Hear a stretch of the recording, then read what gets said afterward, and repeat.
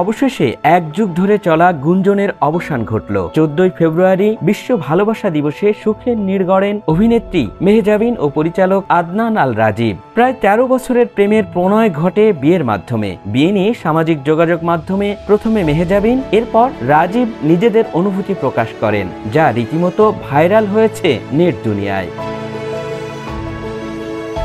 বিয়েতে মেহজাবিনের সাথে তোলা প্রথম সেলফি শেয়ার করে রাজীব ফেসবুকে লিখেছেন, আমি একজন সাধারণ মানুষ, শিল্প সৃষ্টির জন্য চেষ্টা করে যাচ্ছি। ঈশ্বর আমাকে আমার প্রাপ্যের চেয়েও বেশি আশীর্বাদ করেছেন। 13 বছর ধরে তুমি আমার শক্তি, ত্রাণকর্তা এবং সেরা বন্ধু। চিরকাল এখানেই থেকো, মেহজাবিন চৌধুরী।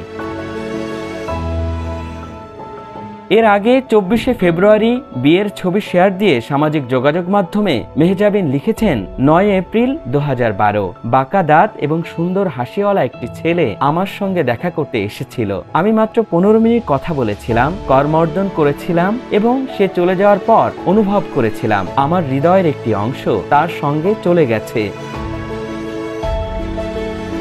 মেহজাবিন আরও লিখেছেন, 13 বছর আমরা একসঙ্গে জীবনের প্রতিটি ভালো এবং খারাপ সময় অতিক্রম করেছি। কথিত আছে 7 বছরের বন্ধুত্ব জীবনকাল স্থায়ী হয়। আমরা প্রায় দ্বিগুণ সময় পার করে এসেছি। 14ই ফেব্রুয়ারি আমাদের বন্ধনকে সারা জীবনের জন্য সিলমোহর দিয়েছি। আদনান আল রাজীব, তোমাকে সেরা বন্ধু হিসাবে বেছে নিলাম। সবার কাছে দোয়া চেয়ে অভিনেত্রী লেখেন, নতুন অধ্যায়ের জন্য আপনাদের ভালোবাসা এবং প্রার্থনা কামনা করছি, যাতে সারা জীবন আমরা একসঙ্গে সুখে বাঁচতে পারি।